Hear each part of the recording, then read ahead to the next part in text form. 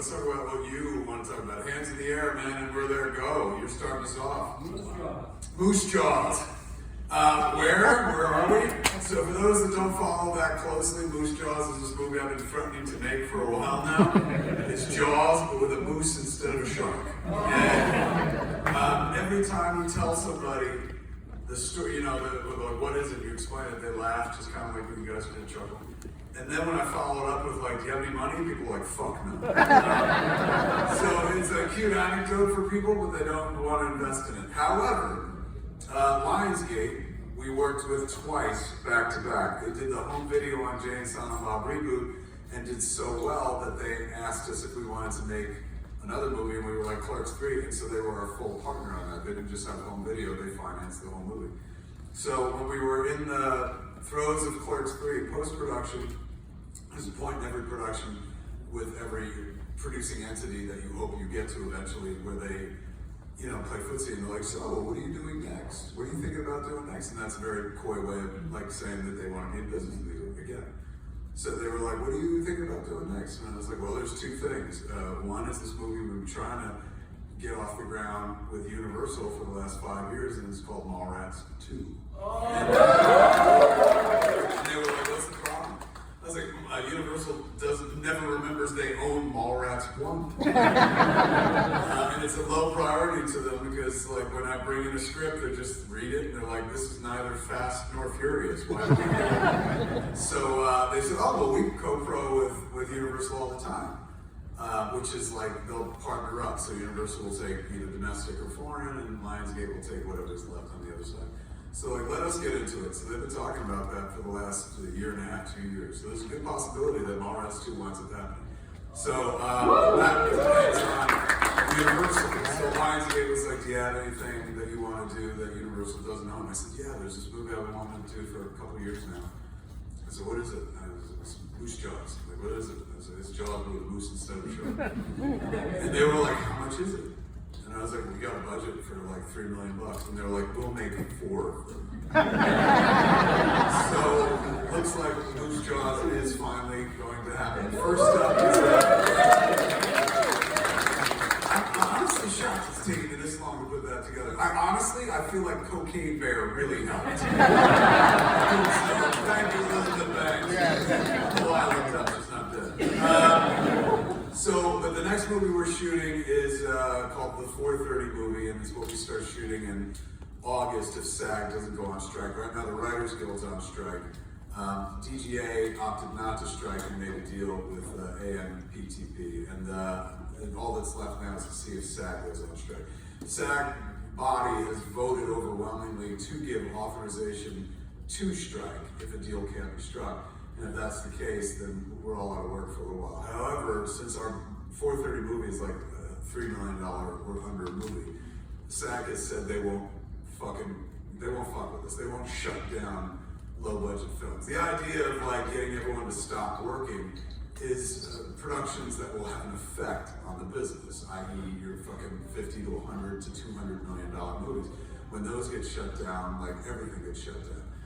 $3 million movie shot in New Jersey is not going to affect anybody's fucking future. So, like a lot of low-budget films, it looks like they might let them go. They might not hold them to the strike. They might allow the SAG actors who want to work on low to no-budget features to continue doing so.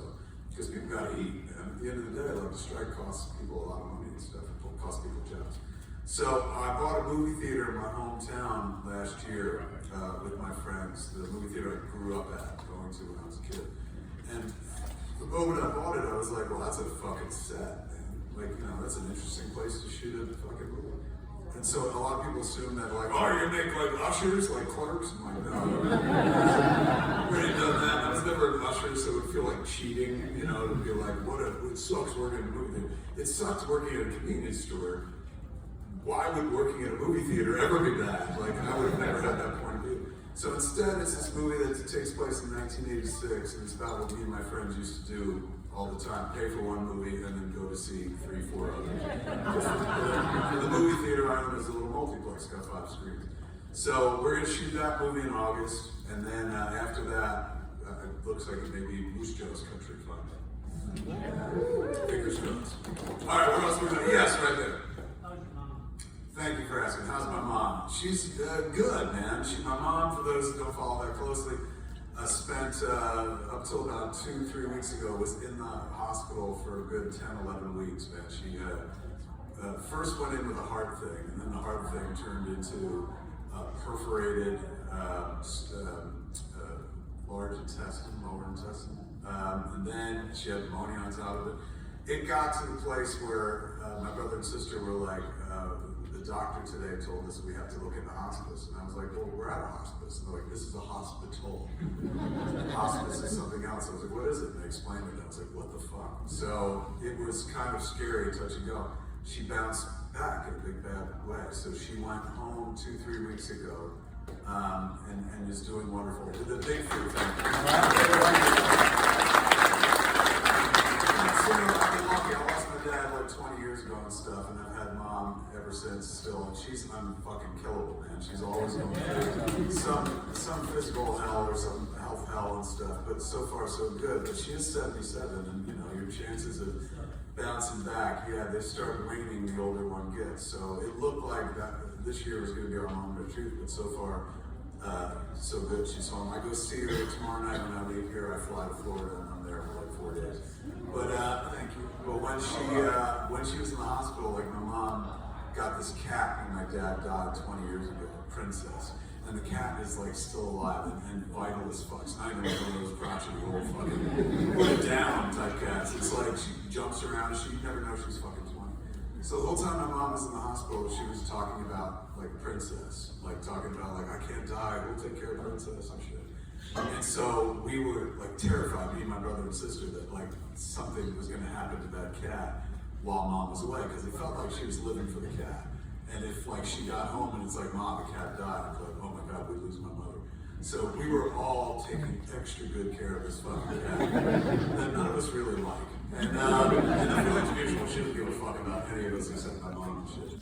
And so as it got closer and closer to my mom like getting out of the hospital and like we were down to like the last 48 hours, and all of us were terrified that's when the cat was gonna drop dead or something. But mom got home, the cat was alive and shit. And at that point I was like, if the cat dies now, I don't give a fuck. That's not her time, fuck that. But so far, so good. So yeah, she's doing quite well. And now, you know, because of what she went through over the course of the last few months, I tend to go down to Florida more and more often. That's where she lives, is in Florida. So for a while, there would be months where I didn't see mom or anything. And now I go at least once a month, sometimes twice a month, because the window's getting, you know, tighter and tighter and shit. But thank you for asking. She's doing well. Second.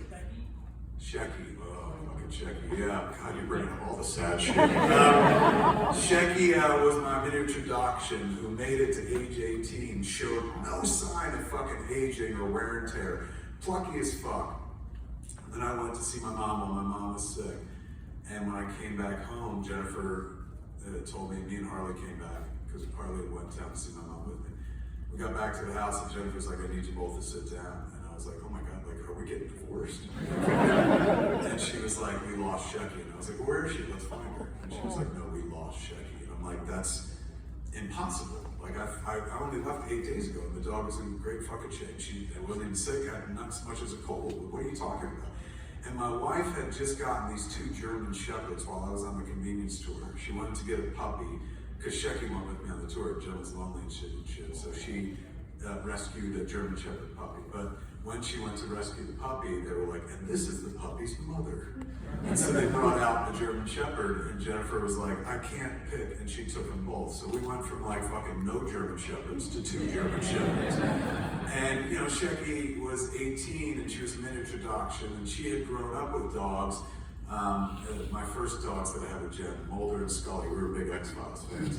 And Louie, later on, we added a dog named Marty, Mad Mardigan, she was a rescue. And Shecky got along well with the dogs that she was raised with, but hated all other fucking dogs. So she didn't like these German Shepherds at all. And the big German Shepherd didn't fuck with her, even though she was tiny. The big German Shepherd was like, fuck this, and not worth it, and would fuck off. The little German Shepherd, the puppy, like thought Shecky was like a toy for her to play with and shit. And she was endlessly fascinated by Shecky. So we finally introduced them and they were hanging out, but the little dog was constantly like trying to play with Shecky. and Shecky would just bite the dog's face as viciously as she could, but Shecky was old and missing some teeth, so I guess it didn't have an effect that she wanted, because the little German Shepherd was like enjoyed the fuck out of it and shit. So I told Jen before I went away, I was like, you can't like blend them together and shit. I was like, you know, let the dogs, the German Shepherds could stay downstairs with their parents. Shecky sleeps in the bed with us. That should not fucking change just because you went off and got 2 German Shepherds and stuff. So until I get back, keep them separated. Gotta keep them separated. So when I got back and she was like, Shecky, we lost Shecky. First fucking thing like I went through my head was like, your fucking dogs killed my dog. And I didn't say that to her because we've been married 25 years and we were 24, but they've been married 24, fucking 25. And I didn't want to, you know, fucking be like, hey man, I don't trust you, but really, I didn't trust her. Like I thought she was lying or something like that. And I just, you know, Jen left the room. She was telling me this like really sad story, a traumatizing story about how she went to bed with Shecky, and at 4:30 in the morning, she smelled something and fucking turned on the light, and Shecky passed, and all of her fluids were coming out of both ends of her chin. So she was traumatized by the death of the dog. I was like, Are you sure your dogs didn't have something to do with it? So when Jennifer left the room, I turned to Harley and I was like, I think Mom killed my dog. And she said, you're out of your fucking mind. I was like, Shecky was in perfectly good health. Nothing was wrong with her. So I had to take the German Shepherds, whose names are Lucky and Birdie. I didn't name them. Jennifer did, so unoriginal. And so I took Lucky and Birdie to the vet. And Dr. Kumar is our vet and has been the vet for 20 years through all of our dogs and stuff. He's the guy, like, of the 4 of them that went away before Shecky, 3 of them had to, you know, be put to sleep eventually. They got so fucking old. Like, Mulder lived to be 15, 16, he was a yellow lab. Scully was, they said she was a yellow lab, but I don't know about that. And she lived to be about 12. Louie, I think, made it to 13, and Mad Mardigan was a rescue, so unless we cut her open and count the rings, we did not find But we figured she made it to like double digits and shit. So, you know, Dr. Kumar on 3 of them had to be called in, because I kept those dogs alive forever. A lot of people, once the back legs give out, hip dysplasia kicks in, a lot of people are like, well, it's time to go. But I'm like, if they're still eating and wagging their tail, they're not ready to go. So for 3 of them, I became their back legs for about 2 years apiece. Like when they couldn't walk anymore, I put a scarf under their legs and then be their back legs for them and stuff like that. Then eventually their front legs go and they just become, you know, fucking shitting, pissing pieces of furniture. And even then, I would just hold on to them until finally it became clear that like they want to go at this point. So Dr. Kumar has been involved with our dogs forever. Like he comes on 3 occasions, came to the house. We give the dogs like big filet mignon meals and shit like that. And then everybody has hands on the dog. And then the first meal comes, that puts him to sleep. And the second meal comes, it really puts him to sleep and shit. And I'm always the last man standing. Everyone else gets broken up. And I'm emotional as fuck too, but it's like, these dogs were here for us. I'm gonna be here for this dog until this dog is not fucking here, until they pull this dog out of the house. So Dr. Kumar has been there for the death of every one of our dogs, which sounds sus, but like, you know, he did it on purpose, which also sounds sus.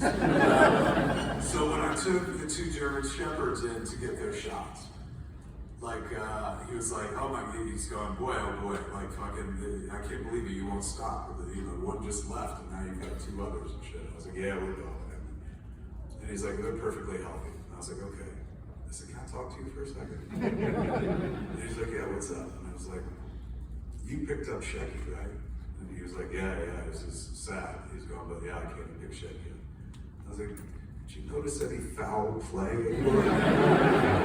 He's like, what are you talking about? I was like, did Shecky die a natural death? And he's like, she was 18 years old. He's like, I know, but when I left, she was in perfectly good fucking health. He's like, Kevin, her heart just fucking gave out.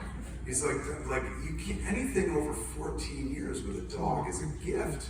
He's going, and that dog made it to 18. He goes, when I die and leave this world, I want to come back as one of your fucking dogs. Because you keep them alive a long time. And I was like, you don't think that one of those German Shepherds had something to do with it? And he goes, did you see any teeth marks in these dogs? I was like, no. And he's like, Shecky just died of a heart attack. Natural causes, I promise you and shit. So then I got warm to my wife again after that. So so sure she had nothing to do with it shit. But I missed her like a pain, man. She was like my familiar, my little avatar and stuff. Nobody in this world, and I count my mother, and I certainly count my wife, and even my kid, will love me as much as that dog loves me. And what's really a bummer for me is that I can't continue her inner monologue. As a pet owner, I'm sure anybody who has a pet knows what I'm talking about. Like, they can't speak, so you speak for them all the time, and you give them a voice, and fucking they have this whole life that you build around them based on their expressions and shit. So Shecky, her inner life was all about, she was clearly very into me. She liked us in the family, but like she fucking adored me and shit. So the running like monologue she always had was like she called me the man. That was my name. She never called me Kevin, or she never called me Dad, or something. That would be creepy. But she called me the man, and her voice was like, "Oh, the man. The man is wonderful. Everything the man does is perfect. And oh, I fucking love the man." And Jennifer was always like, "You realize you're just saying that about yourself, right?" Like, Shecky doesn't say that. It's like, that's what she fucking thinks. Look at her eyes. And Shecky like called me the man. Nobody else had an identity. All their identities were predicated on mine. So in my version of Shecky's inner world, I was the man. Jennifer was Lady the man. Harley was Little Girl the man. And everyone else in our lives were like friend of the man. So I miss her. I miss being able to just hang out with her. She was absolutely wonderful. But I do miss being able to narrate her adventures at all times. I'm a storyteller by trade. So sometimes I get to get up and do this. Sometimes I get to make movies. But like with Shecky, I got to do this ongoing fucking narrative about the inner life of the dog. And I have not been able to establish one for the two new dogs yet. I don't have their voices yet. I don't know what they call me. And Jennifer periodically is just like, "Oh, they're happy to see the man." I was like, "They don't call me that." That was Shecky, shut up. Just this week, I kind of hit on something that made Jennifer laugh. So I'm like, anytime I can make her laugh. Like I said, we've been together for 25 years. If you can make somebody been with 25 years still fucking laugh, you lean into it pretty hard. She's a tough customer to begin with. She's not what I would call a Kevin Smith fan by any stretch of the imagination. She likes me, but she's not big into the work and shit, which is weird because she's been into 9 of my movies. The other day, Lucky is the older one, and she's the mom, and we don't know how old she is, but she's definitely old enough to have a liver of bumps, and she's got some growth to her and shit like that. She's very noble. Dog's quiet, noble, fucking emotive as shit, just looks at you, you see all the pain in the world in her face. She was rescued from a kill shelter, so I feel like she's seen some shit, kind of has that Vietnam 1,000-yard stare and shit, but she's I've been in it, man. Her puppy, Birdie, was very young and then left the fucking kill shelter, so I don't think she registered anything. And she's just like all puppies, just all about fucking fun and play and stuff like that. And just oblivious, whereas Lucky seems to have this old soul. Birdie, that's the little dog, just is all about constant play. So just this week I did a voice for Birdie where she loves her mother, is constantly in her mother's face, and her mother, you could tell she's fuck off. Lucky just wants to be loved by me or Jennifer, but then Birdie is adorable and jumps in between, and then we're like, "Oh, Birdie," and you can tell Lucky's a piece of shit. And she's got to compete with her own daughter and shit. So the voice that I came up with for Birdie, we were sitting around, we were watching him interact with us, which is even more fascinating. And I did this voice where I was pretending to be Birdie, and I was like, "Lucky, it's Monday!" That's her enthusiasm. And Jennifer thought that was hysterical for whatever reason. She's like, "That's exactly who she is. She just thinks everything is fucking special and shit." So I've been leaning into that big time, but I still don't know what they call me. I gotta figure that out. It's crazy how much time I spend thinking about the fucking dogs and what they should call me and stuff. But once you make that decision, then you're locked into that shit for a decade or more. Like Dr. Kumar says, I keep those motherfuckers alive for close to 20 years. So you gotta pick the perfect name because you'll be saying it over and fucking over again. But I miss Shecky, like a pain. It's periodically, your phone fills up with pictures, and the last pictures I took of Shecky are way up the reel at this point. But if I have to go back looking for something because I was coming to Astronomicon and kept finding videos that I shot and photos that I shot to promote it in the Astronomicon artwork and stuff. So I had to keep scrolling through my pictures, and then I would hit on a Shecky picture and be like, "Oh my god, life went on. You know, like I remember when I found out she was dead, I was like, something in me fucking died at the same time. Where I was like, you know, not like I don't want to live anymore, but I was like, what's the fucking point, man? This dog is everything. And then, like anything in life, life is for the living, and you survive, and you kind of fucking go on. And so when I run into a picture of her, it like stops my heart, because I'm like, how the fuck did life go on without this very integral part of my existence and stuff? It's a testimony to the human survival instinct at the end of the day. As heartbroken as you can be at the loss of something, you will survive, and you have no choice. And so, God, things got heavy about a fucking dog. But I loved her like crazy. And so, yeah, I miss her. I miss her all the time. All right, where are we gonna go next? Yes. Well, now I gotta think about what other people want, because now I'm a public filmmaker. And then I came back to the place I was in the beginning, which is like, I make this shit for me. And I hope other people get into it. But at the end of the day, I'm the only guaranteed audience. I've learned that over the course of 30 years, man. For example, I thought the whole world would love yoga hosers. I was wrong. Thank God I loved yoga hosers. Otherwise, I would have put a fucking gun in my mouth. The amount of people that were like, that movie fucking sucks. What happened and shit? Because I'm the audience. I gotta please myself. I know I won't please anybody else. As a storyteller, that's the thing that you come to grips with soonest. You'll feel better as an artist. If you can make yourself happy, and it sounds masturbatory, but it's a lot bigger than that, because there's more money involved. If you can make yourself happy, that's the only audience member you can guarantee to please.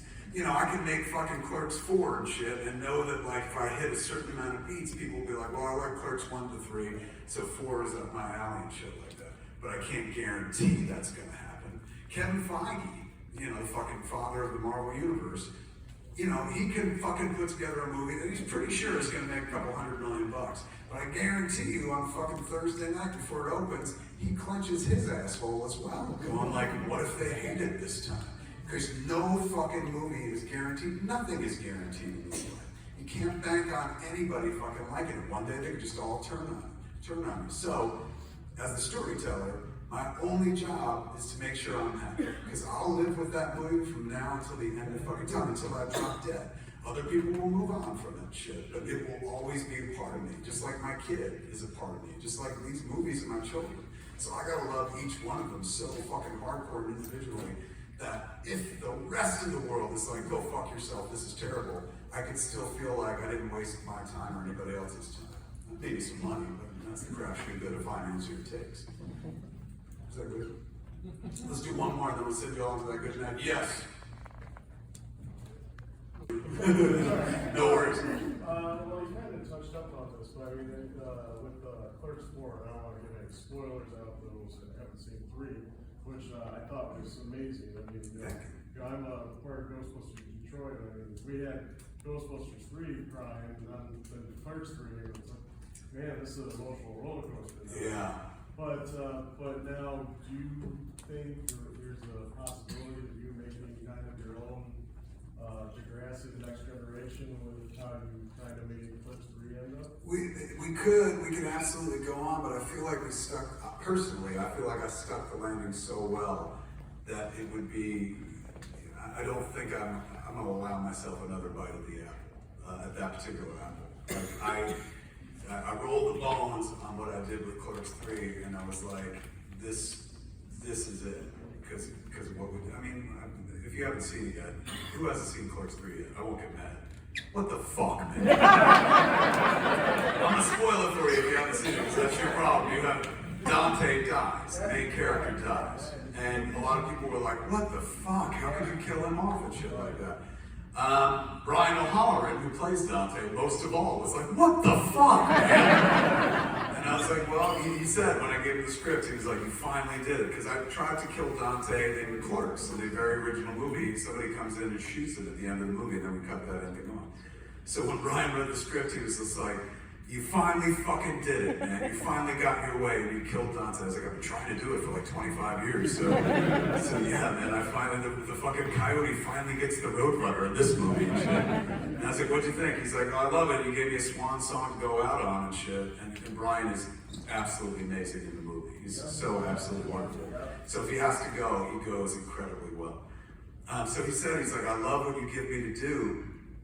At the end, he's going, but I'll be honest with you, like, I'll fucking miss being able to play Dante ever again. And I was like, well, why would you not be able to play Dante ever again? And he's just like, because you fucking kill him. And I was like, yeah, but did you read the script? And he's like, yeah, did you? And I was like, I did. I read the script, I wrote the script. And in that script, Dante has an ongoing conversation with Becky, who's also dead.